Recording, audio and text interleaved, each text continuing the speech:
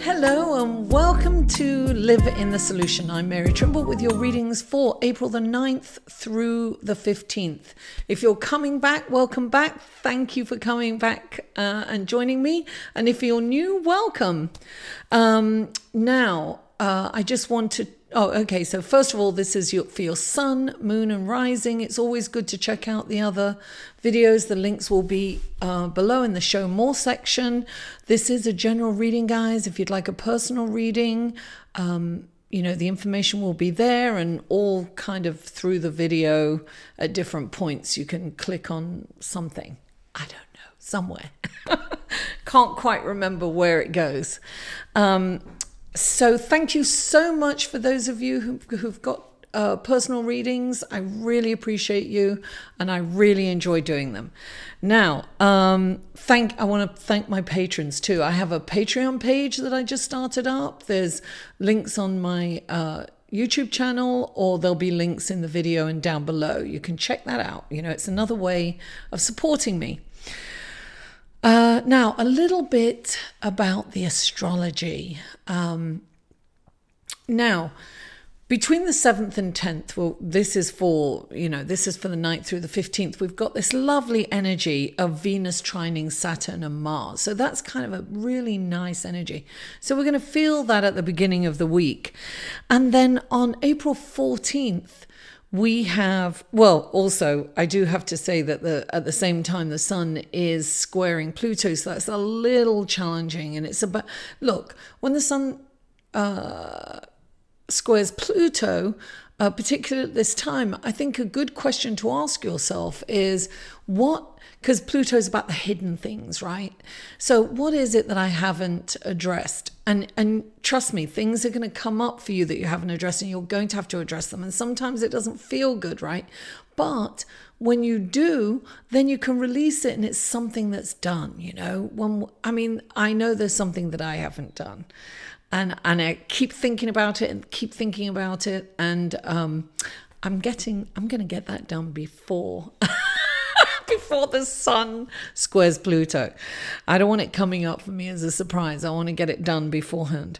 Now, on April the 14th, Jupiter sextiles Pluto. Now, this will probably have more of an effect on the global. We'll probably get more of, the Me Too, it's about bringing out these secrets, right? This hidden stuff.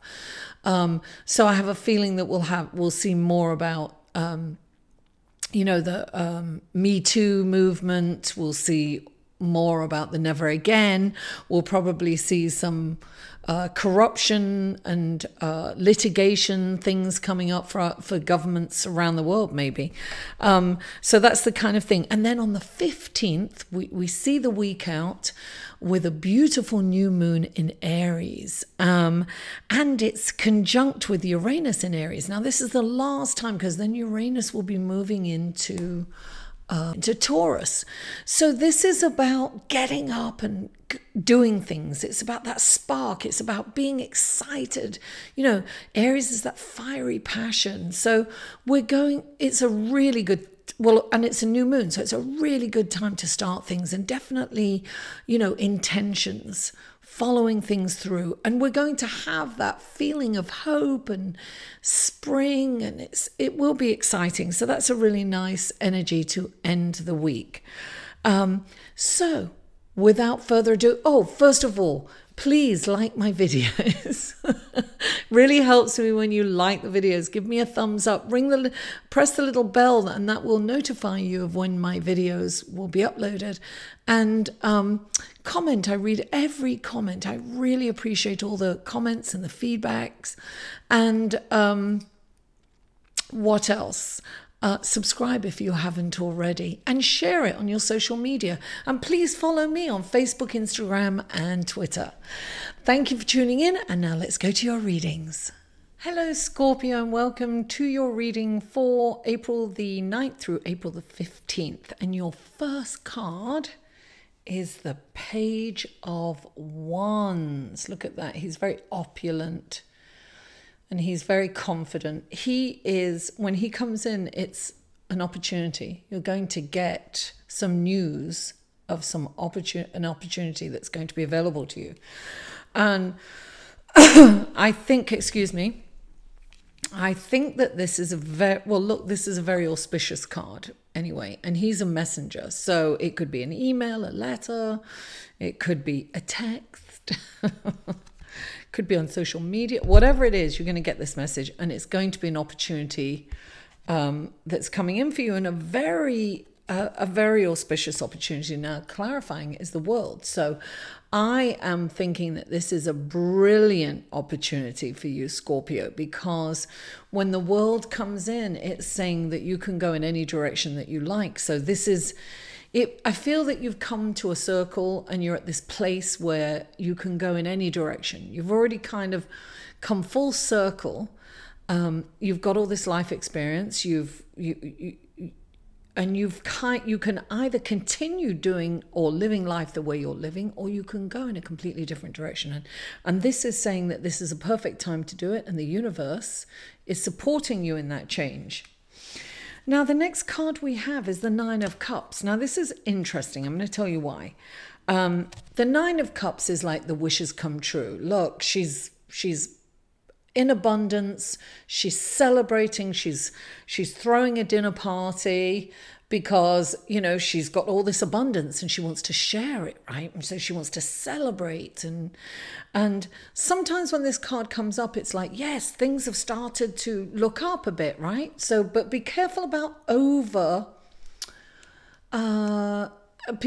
celebrating beyond your means, right?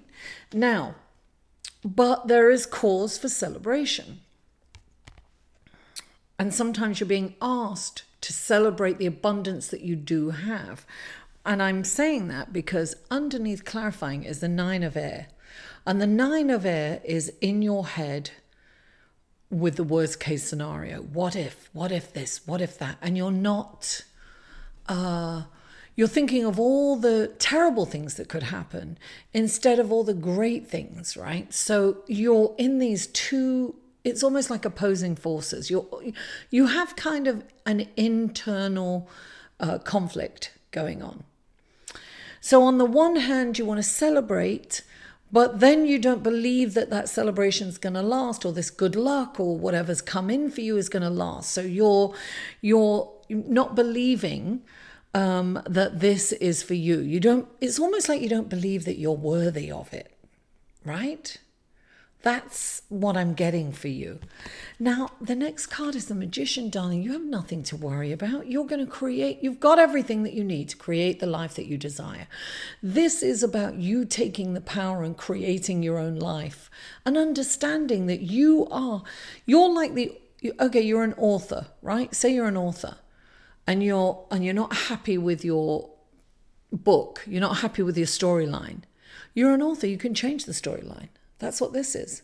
You are the author of your life. If you're not happy or you're disillusioned with what's going on with it, change it, darling. Take your power back and change it. Get up, and what does it take to change? You have that power. When this card comes in, it's saying you've got the power. Look, you've got the world. You can go in any direction you want. And you have the Magician, right? And this is starting out. Now, clarifying the Magician is you've got the Call card, right?